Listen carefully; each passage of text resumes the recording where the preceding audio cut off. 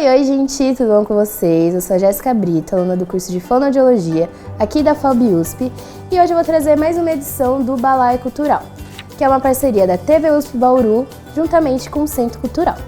E nesse mês de maio, a gente vai dar enfoque à abolição da escravidão.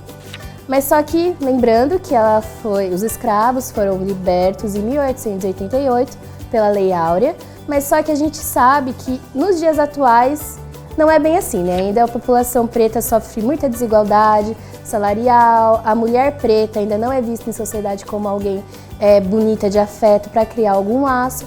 Então a gente, nesse balaio, vai trazer algumas questões em relação a isso. E antes de mais nada, não se esqueça de se inscrever no nosso canal, youtube.com/TV USP Bauru. Então, roda a vinheta.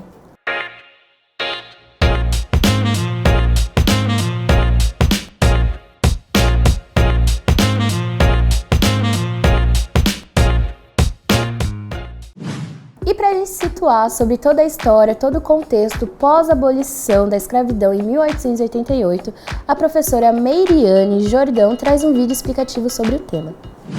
Olá, tudo bem? Meu nome é Meiriane.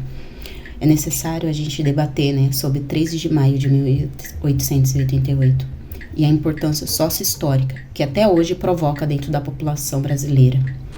Primeiro, antes da gente pensar nesse contexto, é necessário uma reflexão.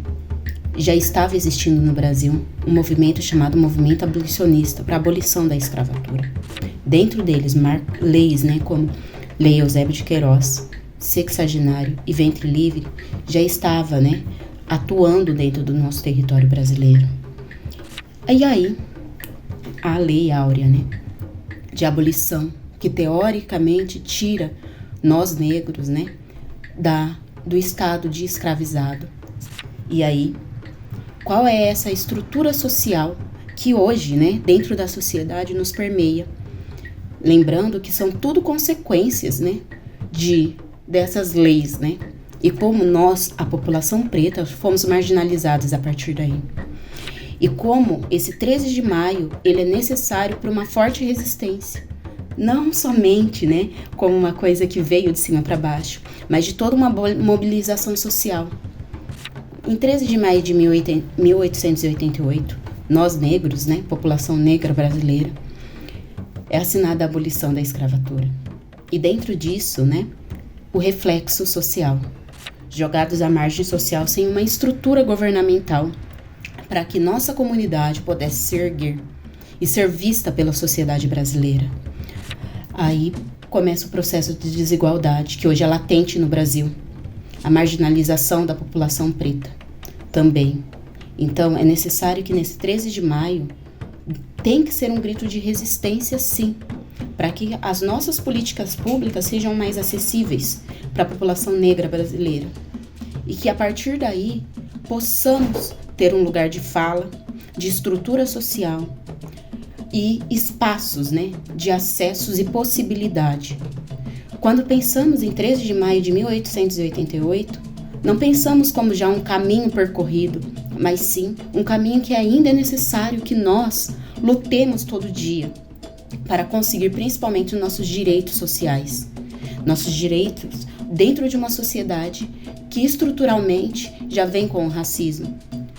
Uma estrutura que é tão forte que muitas vezes não nos deixa progredir, alcançar, que teoricamente e estruturalmente falando, já vem nos colocando numa base da pirâmide, não nos deixando, entrar dentro de possibilidades e acessos. Não é somente 13 de maio que a gente precisa ter essa consciência, mas sim o ano todo, porque essa data é um movimento de resistência social, de resistência de acessos e possibilidades, de mobilização social.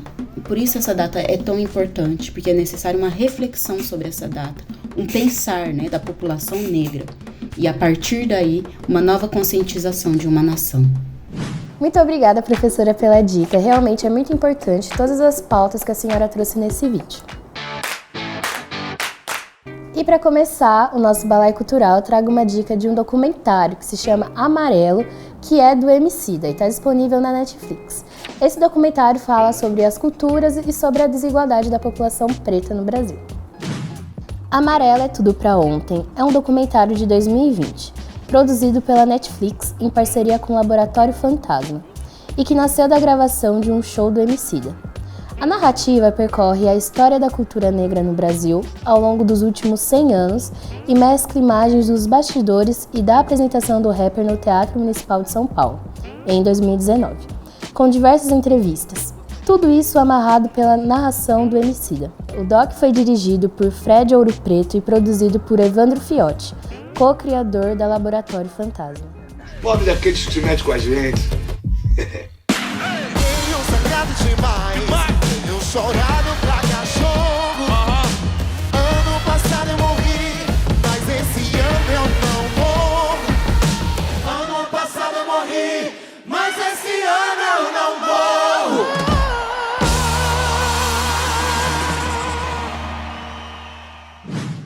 Eu amei o filme. O Emicida ele trouxe diversas pessoas da cultura brasileira, da música brasileira, para esse documentário. É um documentário que mostra como o Teatro Municipal foi construído, que foram pelas pessoas pretas. E nesse show dele, a grande maioria só tinha pessoas pretas. Então, assim, foi muita representatividade e é muito bom. Então, se você não assistiu, por favor, assista e coloque na sua listinha. Falando em filme, eu estou doida para assistir o filme Besouro, que é uma produção audiovisual nacional. Neste drama é apresentada a história de Manuel Henrique Pereira, o Besouro Mangangá, que é um personagem real dos anos 1920. Besouro foi um capoeirista brasileiro reconhecido por sua luta contra a opressão aos negros do recôncavo baiano. O apelido Besouro foi escolhido por Manuel, pois se um bicho preto e grande conseguia voar mesmo com asas minúsculas, ele também conseguiria realizar feitos inexplicáveis. E não é que estava certo?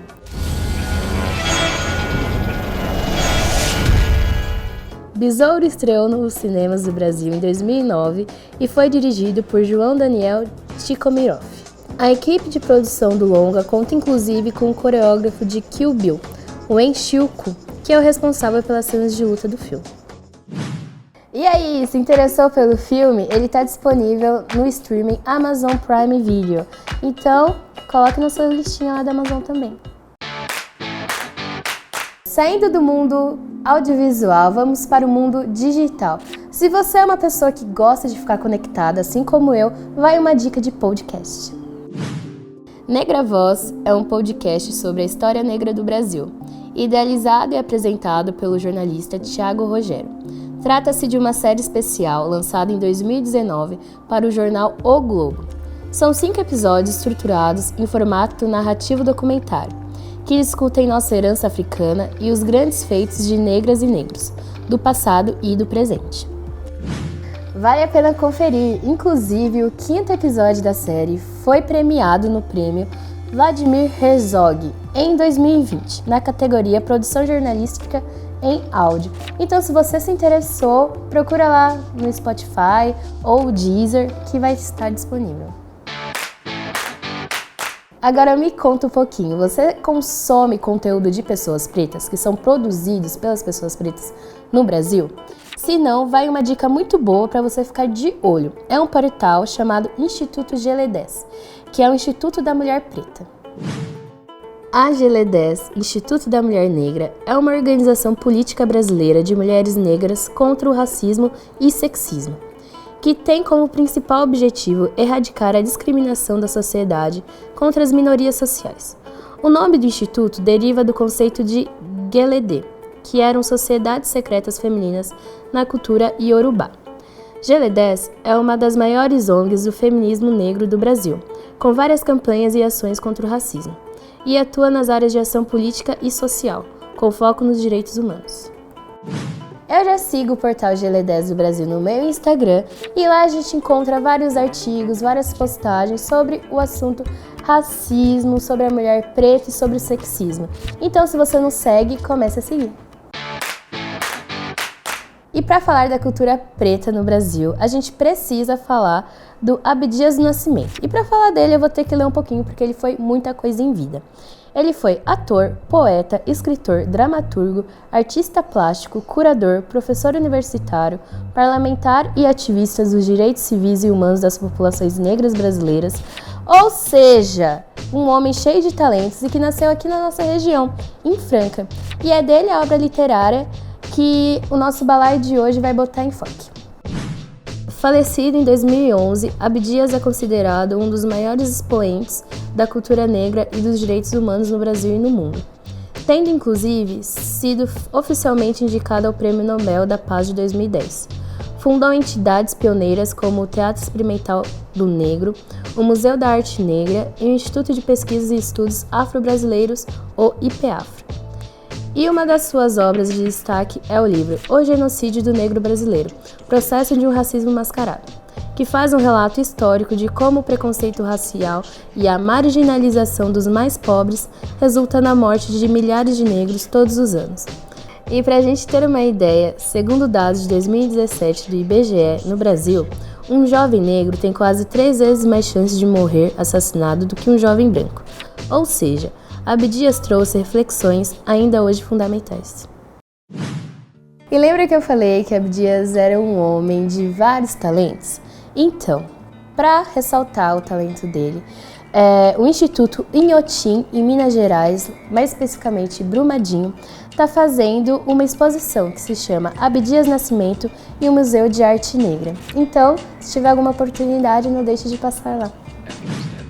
Em curadoria conjunta com o IPEAFRO, o Inhotim lançou esse projeto que compreende 4 atos a serem realizados nos próximos 2 anos e que se inicia com a exposição. Primeiro ato, Abdias Nascimento, Tunga e o Museu de Arte Negra. O projeto marca os 10 anos da morte desse intelectual essencial para o pensamento brasileiro. E para lembrarmos que a luta contra o racismo é um constante processo de educação que deve acontecer desde cedo, tá aqui uma dica para quem está chegando nesse mundo: aprender sobre a história e conquistas da população negra. O livro História Pretinha das Coisas, As Descobertas de Ori, da autora Bárbara Carine Soares Pinheiro, foi escrito para trazer referências afrocentradas para crianças negras. É um livro infantil que apresenta invenções de pessoas negras e personalidades reais, histórias africanas e afrodiaspóricas. A obra é uma literatura formativa para crianças e tem como objetivo valorizar a intelectualidade negra nas ciências, suas tecnologias e a relevância de mulheres cientistas, ou seja, só coisa boa. Segundo a autora, ela cresceu sem referências sobre personalidades negras na história da ciência. Então ela entende que as crianças devem se construir a partir da positivação da ancestralidade. Muito legal, né? E para continuar as nossas dicas sobre a população preta, eu trago uma dica bem fresquinha, que é o filme Medida Provisória, que foi dirigido pelo Lázaro Ramos. E o filme todo, ele é muito forte a presença da população preta, dos atores pretos do Brasil. E fala sobre uma distopia, sobre uma mulher que vai em busca dos seus direitos sobre os tempos de escravidão. Aí, para você saber o que acontece ou não, é só assistindo o filme que está em cartaz. E por hoje é isso, pessoal. E antes de finalizar, eu tenho que exaltar a TV USP Bauru, que fez um programa que está disponível no YouTube sobre cotas nas universidades, que teve entrevistas dos alunos aqui do nosso campus, do curso de Fono, Odonto e Medicina. Então, confere aí um trechinho. Eu sou de Luiz Antônio, uma cidadezinha bem próxima a Ribeirão Preto. Não são todos que têm oportunidade só de ficar em casa e estudar.